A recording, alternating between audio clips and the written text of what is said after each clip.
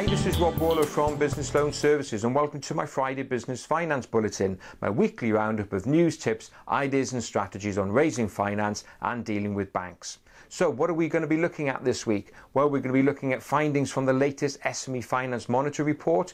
We're going to be looking at investment plans that business owners have over the next 6 months. And if you're thinking of raising equity, a little bit of a tip for you about some support that may be available. And finally, in my tip of the week, looking at something that all business owners should be doing, even if you're not borrowing any money. So let's start with the latest SME Finance Monitor Report. Now, this is a report carried out by an independent body every quarter, and they go out and survey approximately 5,000 business owners to talk to them about their relationship with banks and how they are financing themselves. And the findings there are always fascinating. As you know, you can't help but pick up a newspaper or look online at the moment and realise that this whole thing about access to finance always dominates the headlines about how difficult it is. Well, do you know what? This report consistently shows that that issue is not as big as many people think. So they went out and asked business owners what are the key obstacles to growth that they see. And do you know what? 8% of business owners came back and said that access to finance was an obstacle for them. Only 8%. 17% of them said that the top barrier they face is the economy generally. And in fact, 65% of business owners said, well, they see no obstacles at all. So this whole access to finance is, it is a problem for many businesses, but they are the businesses that are struggling at the moment. Good businesses will find finance, and that's a key message for you to take away. But what about the appetite to borrow for many businesses? Well, this is one interesting thing that this report comes up with. They go and ask business owners, over the last 5 years, have you borrowed? And do you intend borrowing over the next, say, 3 months or so? And the findings are that 39% of businesses classify themselves as permanent non-borrowers. They have not borrowed over the last 5 years and they have no intention of borrowing over the next 3 months. That's nearly 40%. But what about over a shorter timescale? Well, the SME Finance Monitor team then went to business owners and said, okay, over the next 12 months, what's your intentions concerning borrowing? And a staggering 78% of business owners come back and say they have no borrowing plans. So that's nearly 80% of businesses saying they have no intention to borrow. So you can just see that there is muted demand out there for businesses to borrow. But if you're one of those, you've got to realise that as we enter a growth phase, in the majority of cases, growth doesn't equal a finance need. So you're going to have to start thinking about engaging your banks, putting the business plans together, because you can do good things with a good level of debt, not a bad level of debt. So what about growth generally? Well, another interesting survey from Aviva, part of their biannual SME Pulse survey. Again, they went out and asked business owners generally what their plans are over the next 6 months of the remaining period of 2014. And 36% of business owners came back to say that they are planning to make investments this year in order to grow their business. But as I just said, that equals a finance need. So a third of you out there looking to raise finance. But interestingly, when it came to alternative finance, 33% of them say they really don't understand the alternative finance scene. They just don't get it. And 40% of them say that, well, they will only ever go and approach their high street bank for finance. Well, today, when you're managing businesses, it's all about managing risk, and having different pots of finance available to you is one way of managing that risk. And as we know, there are many different ways of financing your business: overdrafts, loans, invoice financing, crowdfunding, asset finance.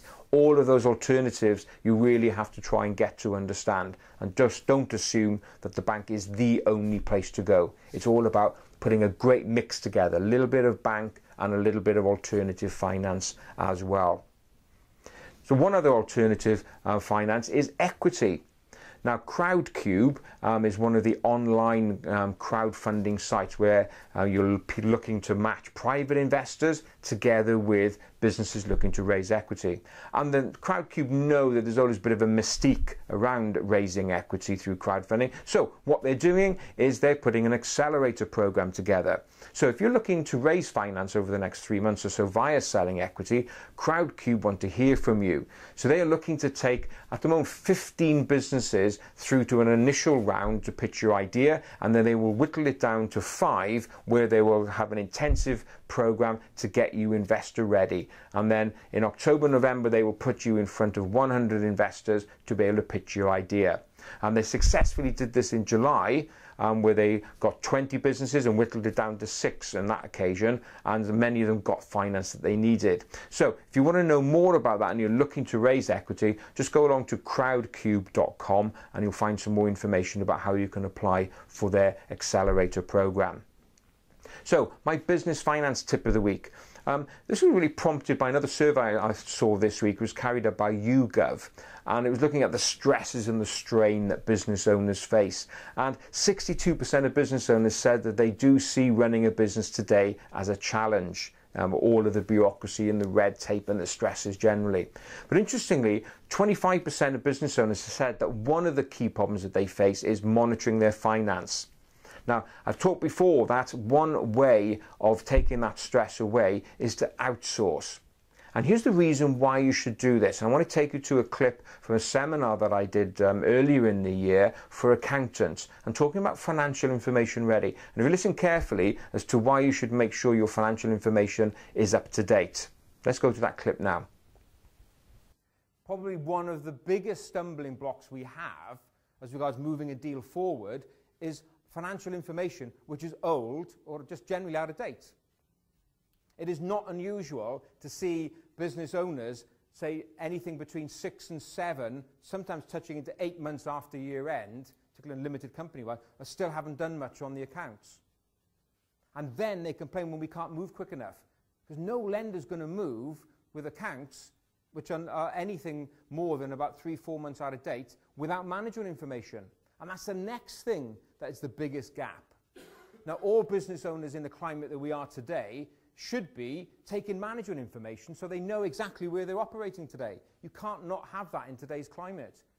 And yet the vast majority of business owners I deal with, and I must say, begin to see it changing, we don't have management information. So when it comes to banks assessing repayment capacity, most of the time the information's not there.